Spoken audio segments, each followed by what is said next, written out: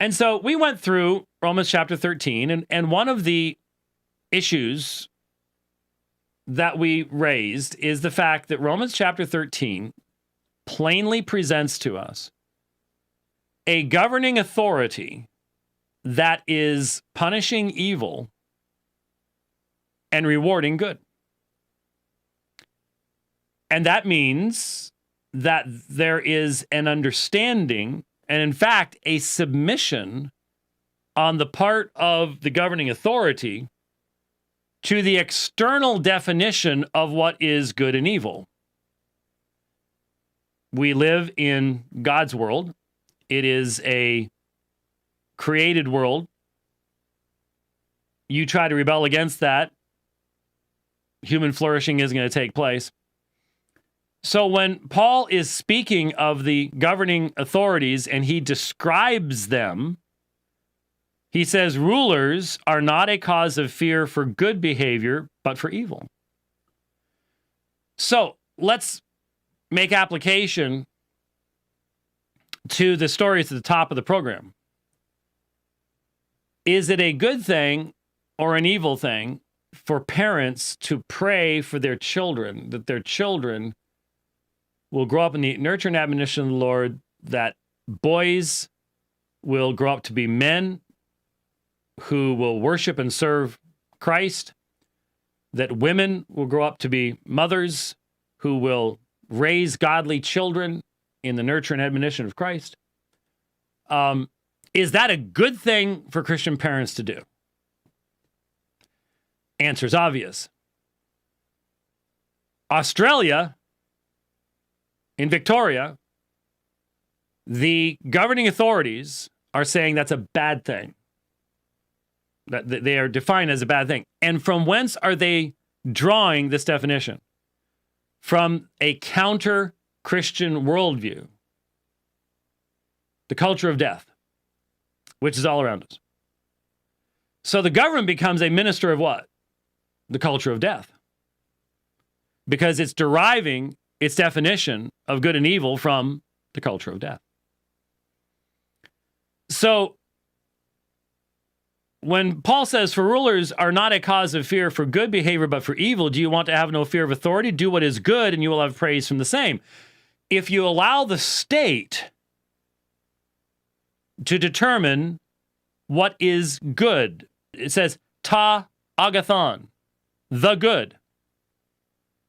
Do the good. As determined by whom?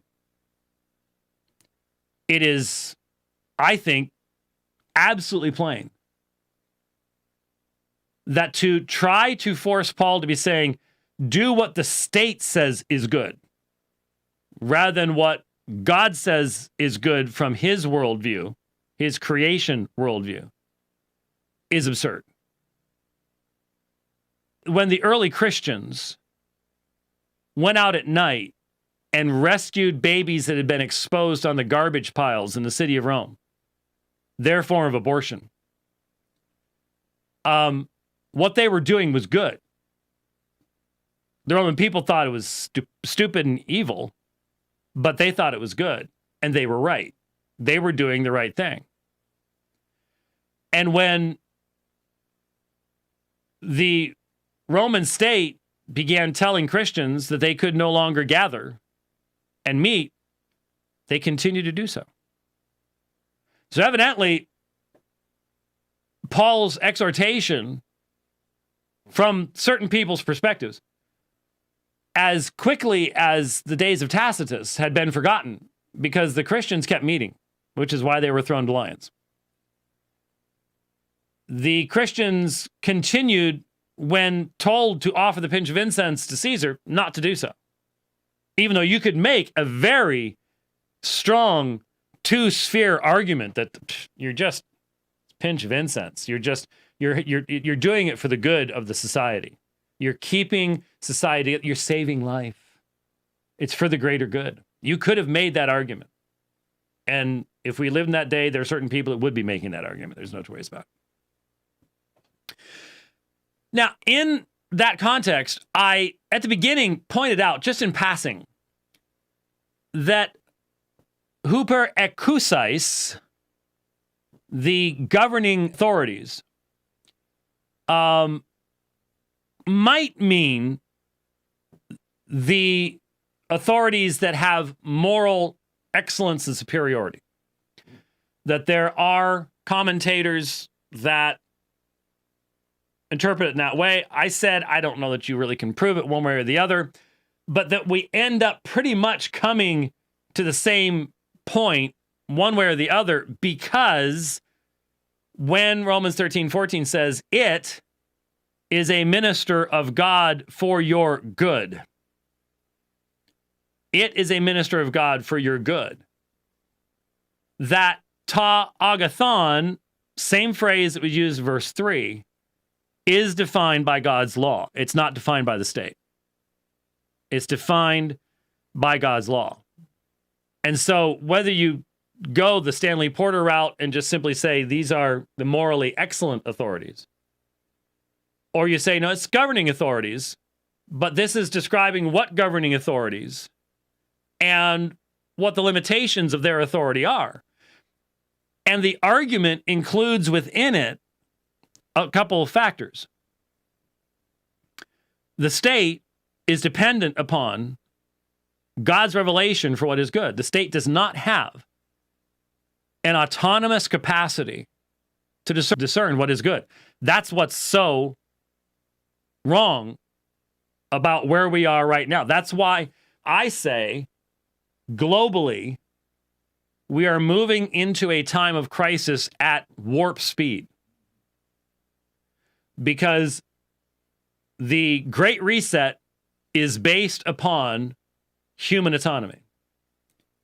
Not just human autonomy, but governmental autonomy.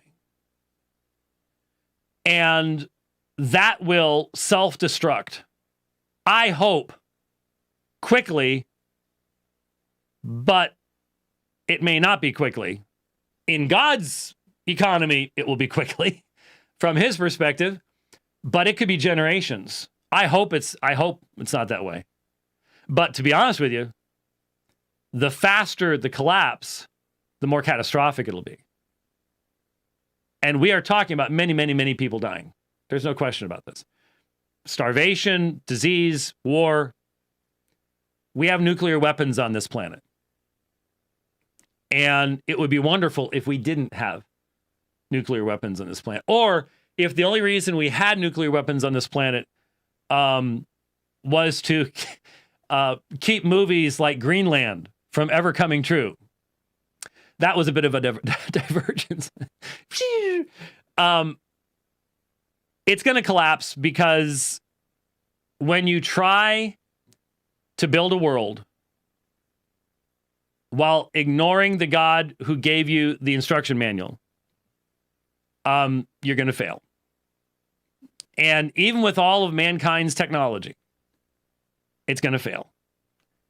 And when it fails big, like it did in the Soviet Union, it kills millions and millions. Stalin killed so many more millions than Hitler ever dreamed of. The Chinese are doing it better with technology because they're going slower. But it's still killing millions. And I don't know what the future is going to hold, but it's going to break down. It will fail. But the process could be ugly and could take a lot of us with it. Been trying to warn about it, but there's a lot of people that is not. Everything's just going to continue on as it's always been. Okay. Anyway, these states that have this worldview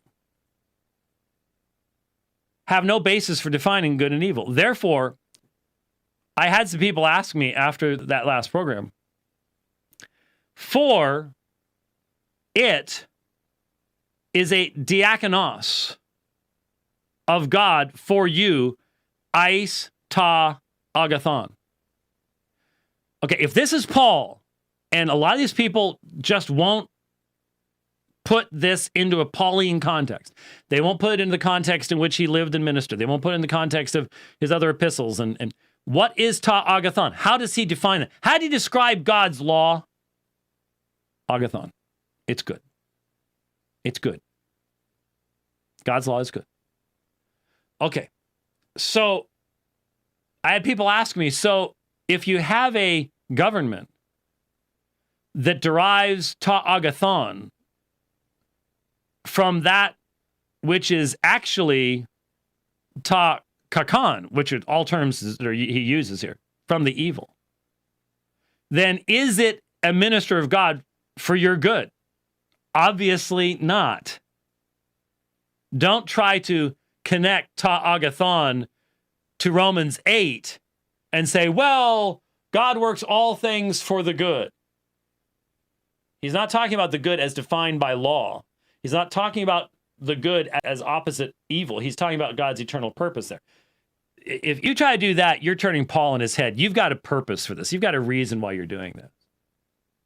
You've got a reason why you're doing this. So, obviously, when it says then, it is necessary to be in subjection not only because of wrath, but also for conscience sake. Okay, my conscience as a Christian is to be formed on the basis of what? God's law. God's revelation as to what is good and what is evil.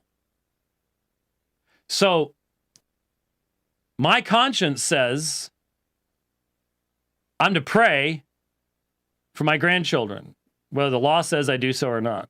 My conscience says I am to teach my granddaughters that their gift from God is that they are women and they will be able to be mothers and that they will be able to nurture and that they will be able to build homes and that they will be able to do all the things that God has made them so important in his economy to be.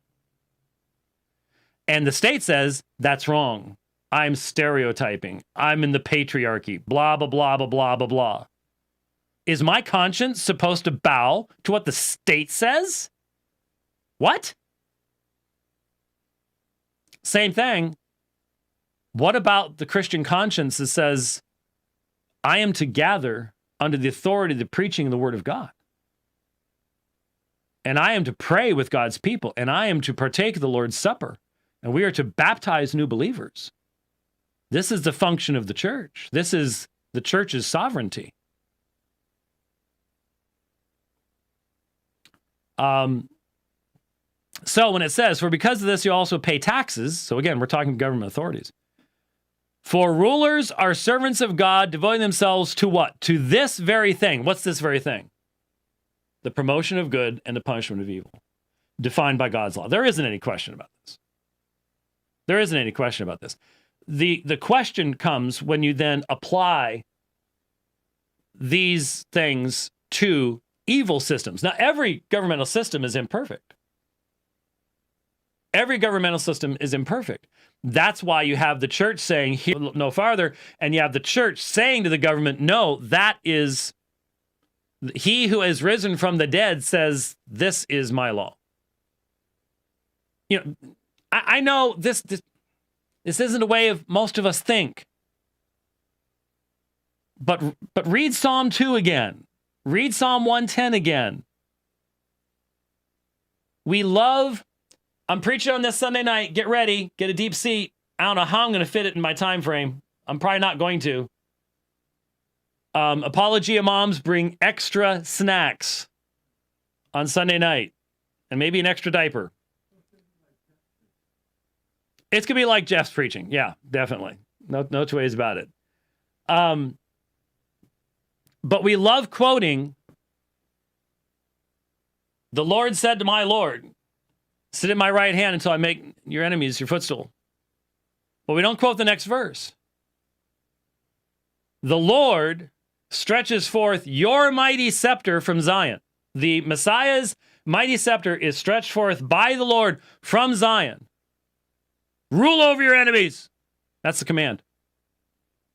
That's a command. And so we are so used to the church just we're just over here. We're just doing our thing. We're not gonna say anything about what's going on around us. And so we don't say to the state, no. You don't. You don't do that about marriage. No. You don't do that about sexuality. So anyway, that's what we should be doing. So when you have a state where the rulers are servants of God devoting themselves to this very thing, if you can look at what's going on in Australia, if you can look at what's going on in Canada, if you can look at what's going on in the Netherlands, in Belgium, in the United States capital, and say they are devoting themselves to this very thing, they are devoting themselves every moment of the day to rebellion. Rebellion. They're bringing God's wrath upon themselves. And the country in the process, yes. No two ways about it. So,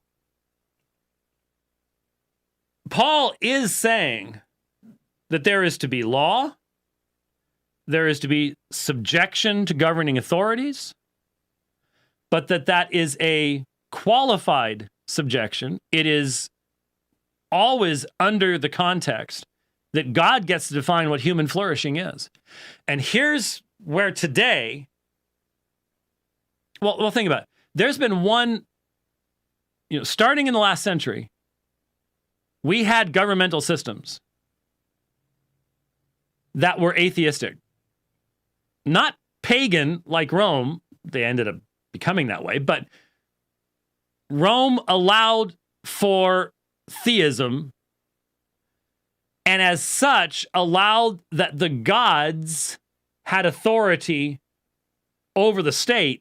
Even when they elevated Caesar to the level of a god, he wasn't Zeus.